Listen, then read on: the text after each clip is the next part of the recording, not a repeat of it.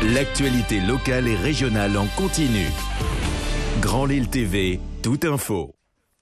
Bonjour à toutes et à tous, bienvenue sur Grand Lille TV, ravi de vous retrouver en ce mercredi pour faire un point sur l'actualité de la région. Et d'abord, une actualité politique, une grande actualité d'ailleurs. RSA, fonctionnement des collèges, entretien des voiries. Les conseillers départementaux du Nord votent depuis hier le budget 2016. Entre leurs mains, une enveloppe de 3 700 000 euros, plombée toutefois par une dette haute d'1 400 000 euros. En cause notamment le RSA qui coûte de plus en plus cher au département, selon Jean-René Le Serre, le président du Nord, l'élu qui accuse notamment l'État de s'être désengagé alors qu'il aurait pu prendre en charge une grande part des coûts. En attendant des jours meilleurs donc, et pour remédier au problème, l'option prônée par Jean-René Le Serre est donc d'augmenter les impôts foncier bâti de 4,4%. La hausse de cette fiscalité devrait d'ailleurs permettre de renflouer la dette de 100 millions d'euros. À cela s'ajoute une mesure drastique d'économie, une mesure drastique qui a déjà permis d'économiser 55 millions d'euros en 2015. Je propose tout de suite d'écouter Jean-René Le Serre au micro d'Idil Gunaï. Je calculais par curiosité le montant des sommes que l'État avait subtilisé, dérobé, volé, choisissez votre terme vous-même, au département sur les 15 dernières années. C'est plus de 500 millions d'euros. 500 millions d'euros qu'il faut donc verser à l'État avant de commencer à vouloir élaborer son propre budget.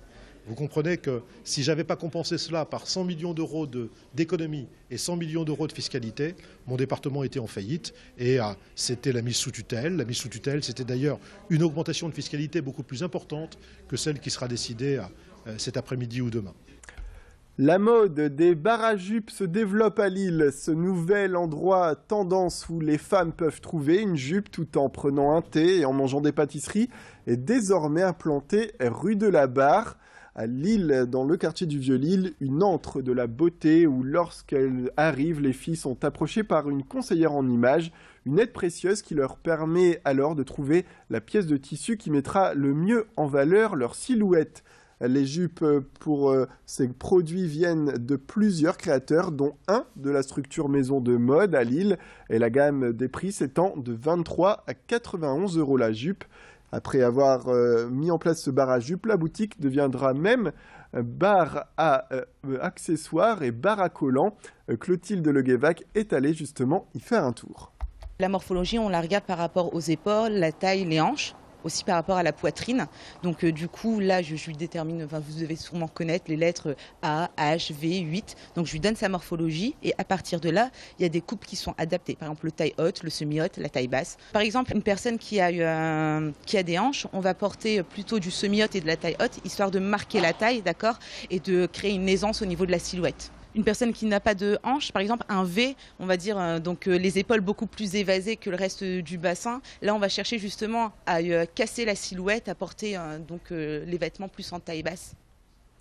Et une visite vers les mondes les plus étranges s'organise à Oisem, direction la librairie Humeur Noire, qui propose exclusivement des romans noirs aux lecteurs. Olivier Vanderberg, le gérant, souhaite faire de sa librairie un espace d'échange où les lecteurs peuvent lire les textes d'horreur et débattre avec les auteurs.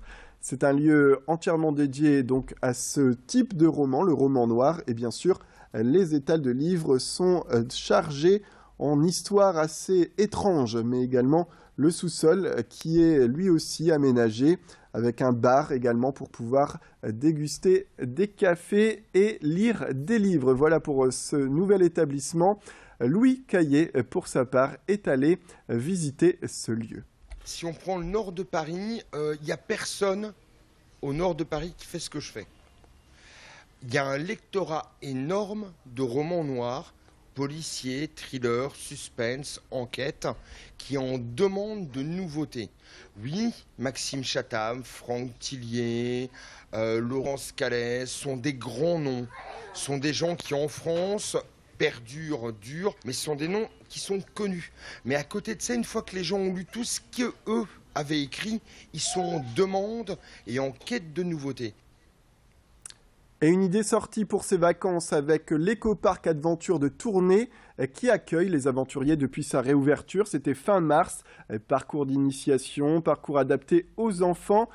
Tout est mis en place pour pouvoir faire de l'acrobranche dans des conditions de sécurité bien sûr aux normes, mais surtout avec beaucoup d'amusement. Vous le voyez sur ces images, beaucoup de sensations fortes à prévoir. Nos équipes de journalistes sont allées sur place pour en savoir plus.